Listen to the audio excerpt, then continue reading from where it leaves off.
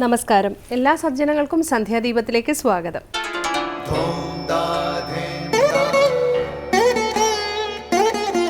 ശുഭം ഭവതു കല്യാണമായുസാരോഗ്യവർദ്ധനം സർവദുഃഖ വിനാശായ സന്ധ്യാദീപം നമോസ്തുതേ.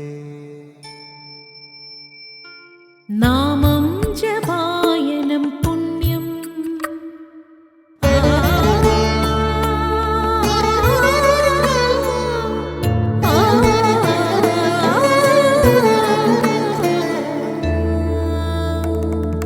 നാമം ജപായനം പുണ്യം നിരുപമദീപാങ്കുരം പോലെ സ്വരശ്രുതിലയവരമതുലം ദീവാങ്കണം മോക്ഷസംഗീതസാരം നീളും വഴിത്താരയിൽ ജീവതാരം മന്ത്രാലാപം മായാവിൻ നിൻ പ്രസാദം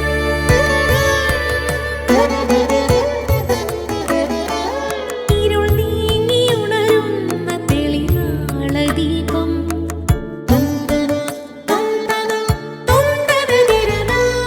ഇരുൾ നീങ്ങിയുണരുന്ന തെളിനാളദീപം പ്രണവാമൃതം ചൊരിയുന്ന ദീപം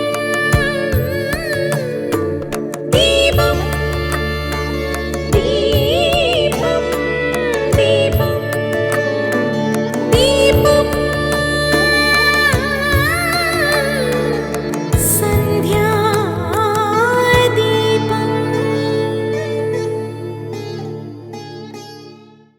സേവനം 4 രീതിയിൽ ചെയ്യാമെന്ന് പറയുന്നതിൽ മനസ്സുകൊണ്ട് സദ്ഭാവം പുലർത്തി ലോകസേവനം ചെയ്യാമെന്നാണ്.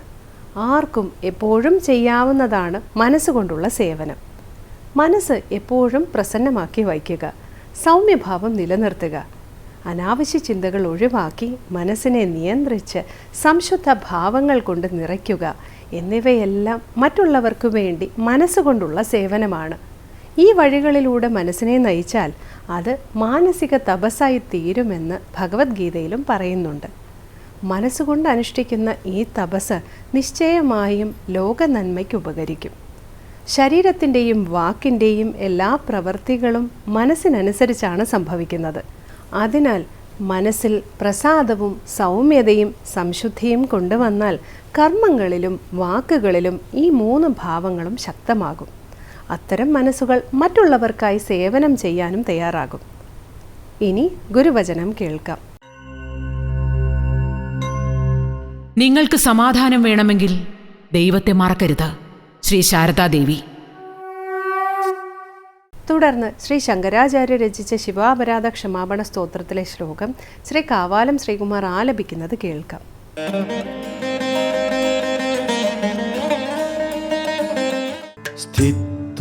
സ്ഥാനെ സരോജേ പ്രണവമയമരുത് കുംഭിതേ സൂക്ഷ്മമാർഗേ ശാന്തെ സ്വാന്തെ പ്രലീനെ പ്രകടിതവിഭവേ ദിവ്യരൂപേ ശിവാഖ്യേ ലിംഗാഗ്രേ ബ്രഹ്മവാക്യേ സകലതനുഗതം ശങ്കരം ന സ്മരാമി ക്ഷന്തവ്യോ മേ പരാധ ശിവ ശിവ ശിവ ഭോ ശ്രീമഹാദേവ ശംഭോ.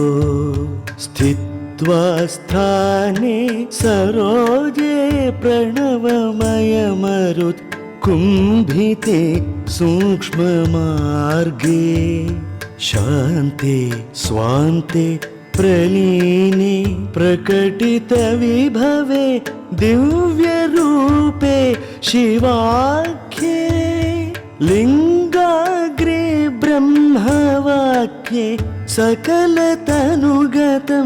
ശങ്കരം ന സ്മരാമി ക്ഷന്തവ്യോ മേ പരാധ ശിവ ശിവ ശിവ ഭോ ശ്രീമഹാദേവ ശംഭോ.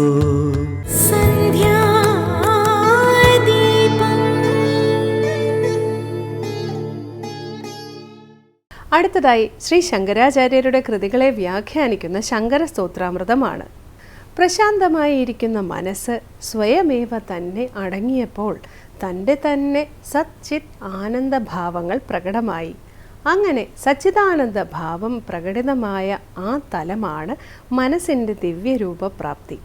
ശിവൻ എന്നു പേരുള്ള ആ തത്വത്തെ വേണ്ടതുപോലെ സ്മരിച്ചില്ലല്ലോ എന്ന അപരാധം പൊറുക്കണമേ എന്ന് പ്രാർത്ഥിക്കുന്ന ശ്രീ ശങ്കരാചാര്യർ രചിച്ച ശിവ അപരാധ ക്ഷമാപണ സ്തോത്രത്തിലെ ശ്ലോകം സ്വാമി ചിദാനന്ദപുരി വ്യാഖ്യാനിക്കുന്നത് ഇനി കേൾക്കാം.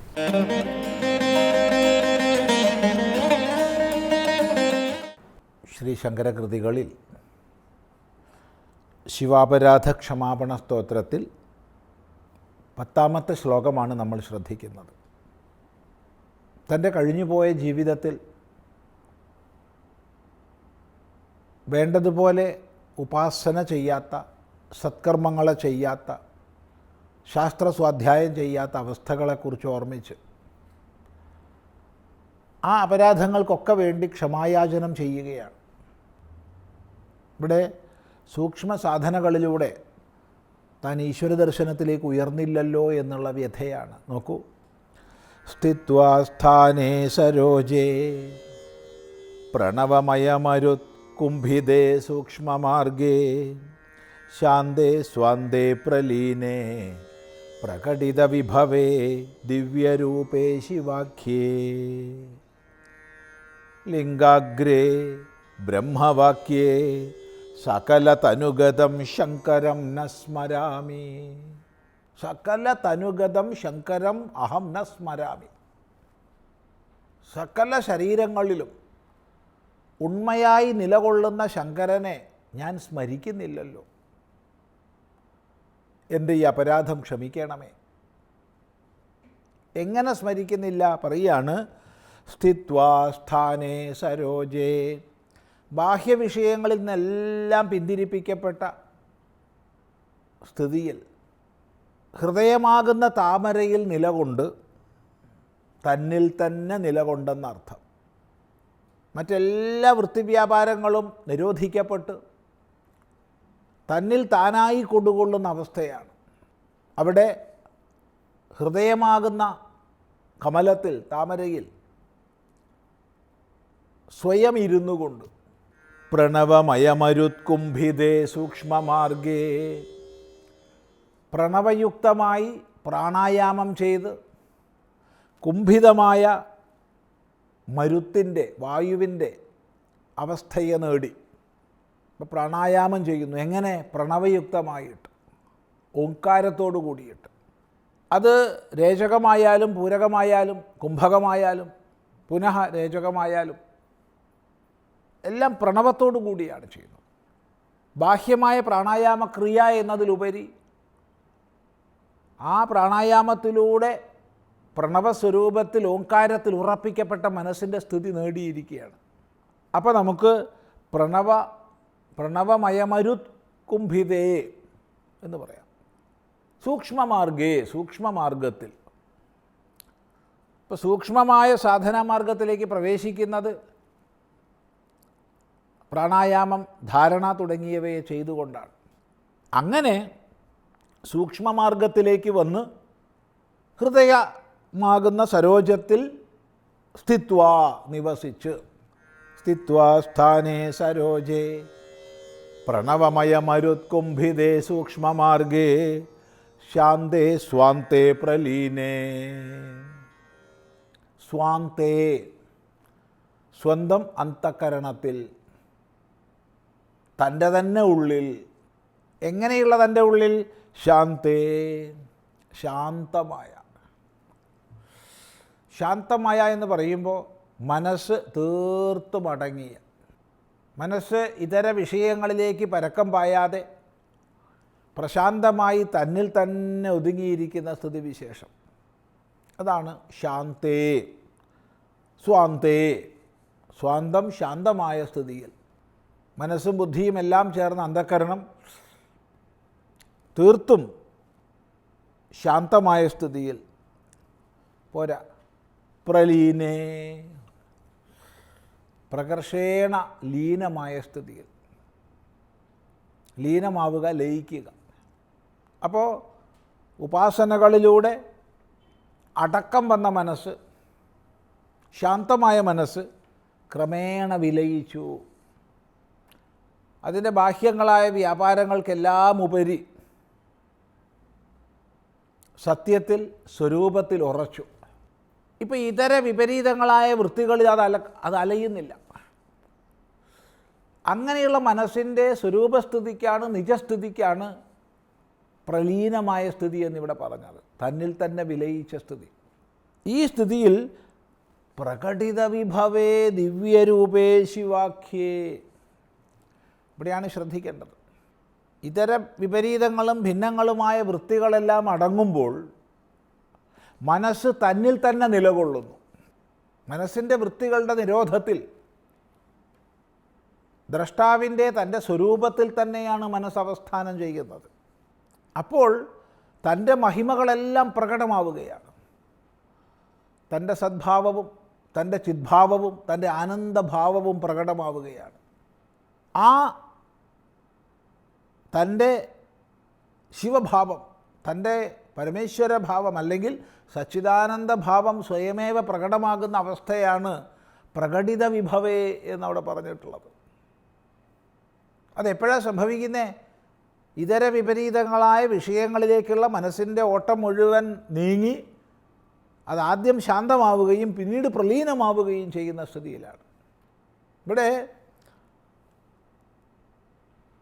ശ്രദ്ധിക്കേണ്ടുന്നൊരു വിഷയം, സാധനാമാർഗത്തിലൂടെ മുന്നോട്ട് പോകുന്ന ഒരു സാധകൻ്റെ മനസ്സ് ലയാവസ്ഥയിലെത്തുന്നു എന്നുള്ളത് പരമമൊന്നുമല്ല. എങ്കിലും സൂക്ഷ്മ സാധനയുടെ ഉത്കൃഷ്ട തലം തന്നെയാണ്. അതേസമയത്ത് അത് പരമമല്ല. കാരണം ലയഗതം പുനഃ ഭവതി, ലയിച്ച മനസ്സ് വീണ്ടും വരും. അത് വീണ്ടും പഴയ ലൗകിക വൃത്തികളെല്ലാം സ്ഫുരിക്കുന്നതായിത്തീരും. അതുകൊണ്ട് ഈ ഒരു ലയാവസ്ഥയിൽ തന്നെ അതിനെ വീണ്ടും ഉണരുന്ന അവസ്ഥയിലേക്കല്ലാതെ സ്വയമേവ തത്വബോധത്തിലൂടെ പരമമായ മഹിമയിലേക്ക് ഉയർന്ന സ്ഥിതിയിൽ എത്തിക്കണം. അത് സൂചിപ്പിക്കുകയാണ് പ്രലീനേ പ്രകടിത വിഭവേ എന്നീ രണ്ട് ശബ്ദങ്ങൾ ചേർന്ന്. പ്രലീനമായിരിക്കുന്ന മനസ്സ് സ്വയമേവ തന്നിലടങ്ങിയപ്പോൾ തൻ്റെ തന്നെ സത്ത്, ചിത്ത്, ആനന്ദങ്ങളാകുന്ന വിഭവങ്ങൾ പ്രകടിതമായി.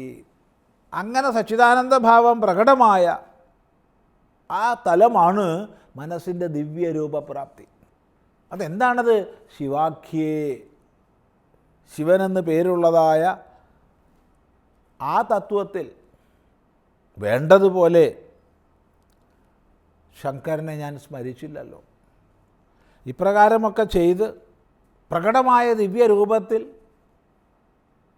എനിക്ക് വേണ്ടതുപോലെ ഏകീഭവിക്കാൻ കഴിഞ്ഞില്ലല്ലോ. ഇതാണ് ഇവിടെ ചൂണ്ടിക്കാണിക്കുന്നത്. ആ അപരാധം പൊറുക്കണമെന്ന് പ്രാർത്ഥിക്കുന്നു. ആ ഭാഗം നമുക്ക് തുടർന്ന് ചിന്തിക്കാം.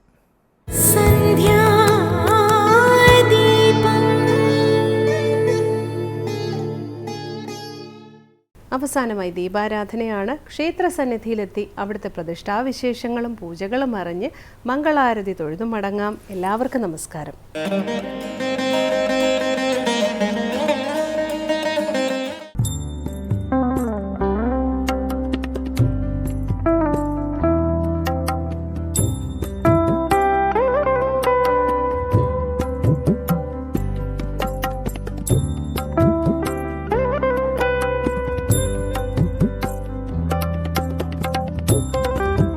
ഇത് വെള്ളായണിക്കായൽ. ഈ കായലിൽ നിന്നാണ് വെള്ളായണി ക്ഷേത്രത്തിന്റെ ചരിത്രകഥകളുടെ ചുരുളഴിയുന്നത്.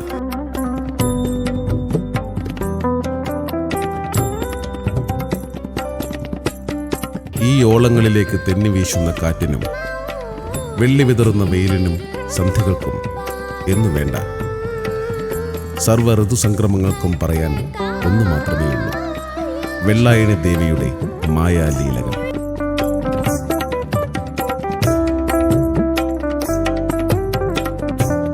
കേരളത്തിലെ പ്രസിദ്ധ ഭദ്രകാളി ക്ഷേത്രങ്ങളിലൊന്നായ വെള്ളായണി ദേവീക്ഷേത്രം സ്ഥിതി ചെയ്യുന്നത് തിരുവനന്തപുരം ജില്ലയിലെ കല്ലിയൂർ ദേശത്താണ്.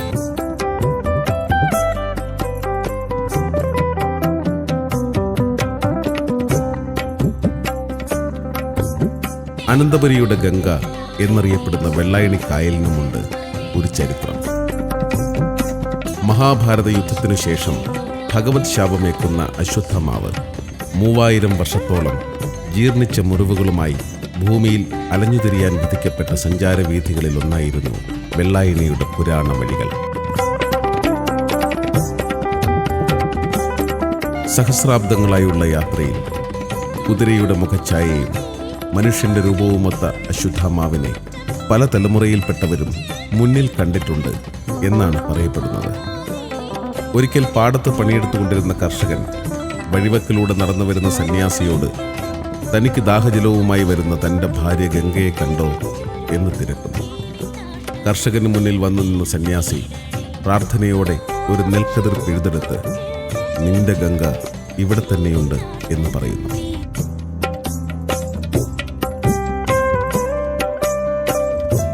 വയലിൽ നിന്നും ഗംഗയിൽ നിന്നെന്ന പോലെ ജലം ഉത്ഭവിച്ചുകൊണ്ടിരുന്നു. സാക്ഷാൽ അശ്വത്ഥമാവായിരുന്നു അത്. അങ്ങനെ ഉത്ഭവിച്ച ജലമാണ് പിൽക്കാലത്ത് വെള്ളായണി കായലായി മാറിയത്. അതുകൊണ്ട് തന്നെയാവാം ഈ കായൽ അനന്തപുരിയുടെ സ്വന്തം ഗംഗ എന്ന പേരിൽ അറിയപ്പെടുന്നത്.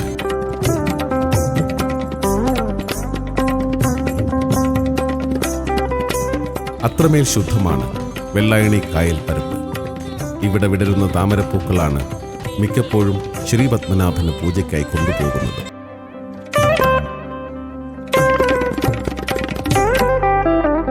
ഒരിക്കൽ ഈ കായൽ പരപ്പിൽ വിരിഞ്ഞ വലിയ ചെന്താമരയ്ക്കുള്ളിലാണ് തിളങ്ങുന്ന സാലഗ്രാമമായി കുലശേഖരവാത്തി ദേവി ചൈതന്യത്തെ ആദ്യമായി കണ്ടെടുത്തത്.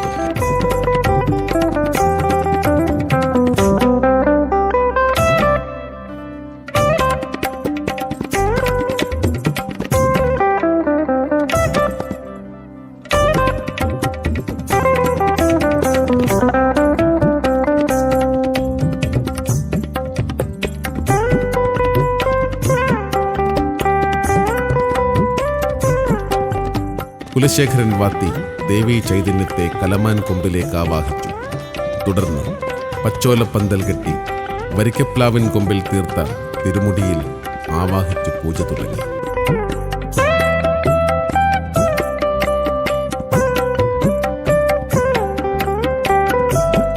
അങ്ങനെ വെള്ളായണിയുടെ തീരങ്ങൾക്ക് തലമുറകളായി പാടി നടക്കാൻ ദേവിയുടെ മഹാചൈതന്യ കഥകളുണ്ടായി.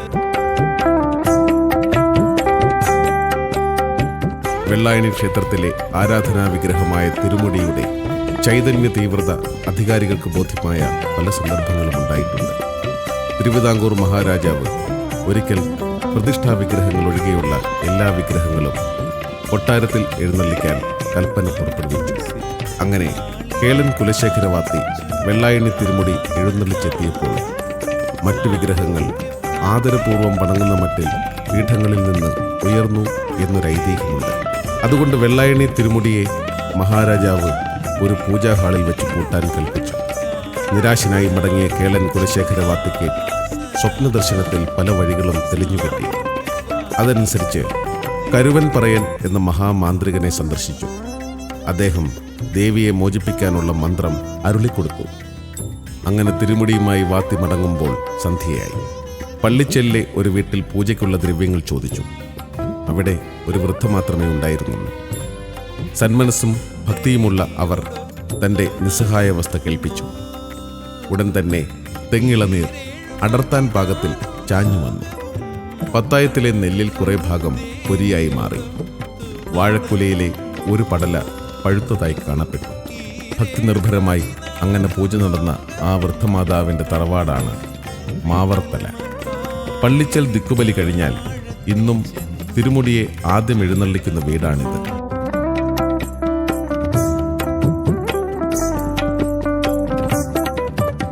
തിരുമുടിയെ വിദഗ്ധമായി മടക്കിക്കൊണ്ടുപോയ കേളൻ കുലശേഖരവാത്തിയെ വധിക്കാൻ രാജാവ് കൽപ്പിച്ചു.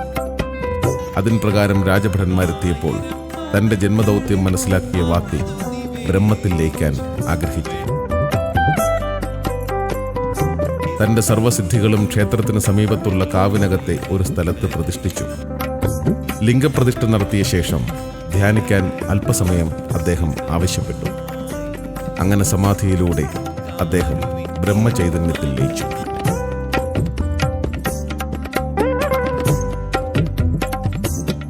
ക്ഷേത്രത്തിലെ പ്രധാന പൂജ മധുപൂജ എന്നറിയപ്പെടുന്നു. ഇത് ഞായർ, ചൊവ്വ, വെള്ളി എന്നീ ദിവസങ്ങളിൽ ഉച്ചയ്ക്ക് 12 മണിക്ക് ആരംഭിച്ച് 1:30 ദീപാരാധനയോടെ സമാപിക്കും. ക്ഷേത്രത്തിൽ തന്നെ പാകം ചെയ്യുന്ന മറ്റൊരു നിവേദ്യമാണ് വറപൊടി. കൊല്ല സമുദായത്തിൽപ്പെട്ടവരാണ് വറയുണ്ടാക്കുന്നത്.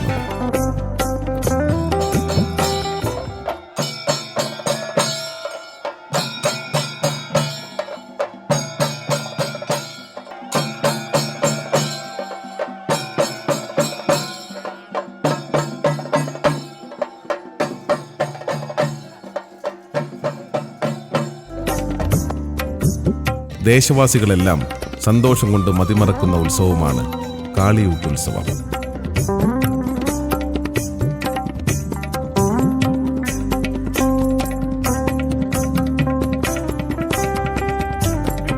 ഓരോ വീടുകളിലും ഒരു പ്രത്യേക കണക്കിൻ പ്രകാരം തെക്കു ദർശനമായി തീർത്ത ഓലപ്പുരയിലാണ് ദേവിയെ എഴുന്നള്ളിച്ചിരിക്കുന്നത്.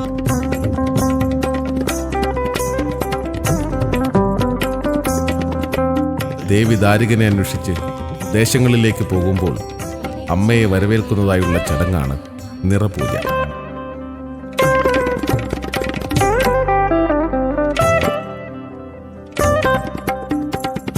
പറണിൽ നിന്ന് നിലത്തിറങ്ങുന്ന ദേവിയും ദാരികനും നിലത്തിൽ വെച്ച് നടത്തുന്ന പോരാണ് നിലത്തിൽ പോര്.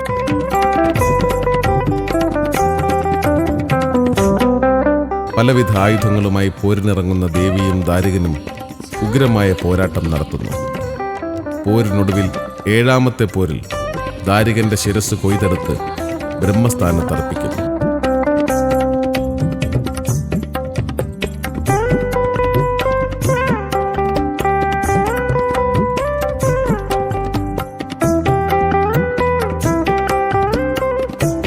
അതിന് മുൻവശത്തായി തെക്കു ദർശനത്തിൽ ദേവിയെ ഇരുത്തുന്നു. തുടർന്ന് ദേവിക്ക് മുന്നിൽ കുരുതി തർപ്പണം നടത്തുന്നു. അതിനുശേഷം ദാരിക കിരീടം ആചാരപരമായി ഉത്സവകർമ്മത്തിനായി ക്ഷേത്രത്തിലേക്ക് കൊണ്ടുവന്ന കുടുംബക്കാർക്കു തന്നെ മടക്കിക്കൊടുക്കുന്നു. അജ്ഞാനമാകുന്ന ദാരികന്റെ കിരീടം അഥവാ ശിരസ് കൊയ്ത് ജ്ഞാനമാകുന്ന ദേവനാക്കി മാറ്റിയതിനാൽ ആ കിരീടം ദേവകിരീടം തന്നെയാകും. പറണേറ്റും നിലത്തിപ്പോരും കാളിയൂട്ടിന്റെ മുഖ്യഭാവങ്ങൾ തന്നെയാണ്.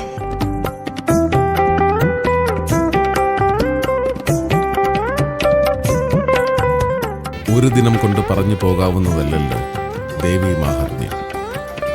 ഒരു യുഗം പറഞ്ഞാലും തീരാതെ തോരാതെ അതിങ്ങനെ അനാദിയായി പ്രവഹിച്ചുകൊണ്ടിരിക്കുന്നു.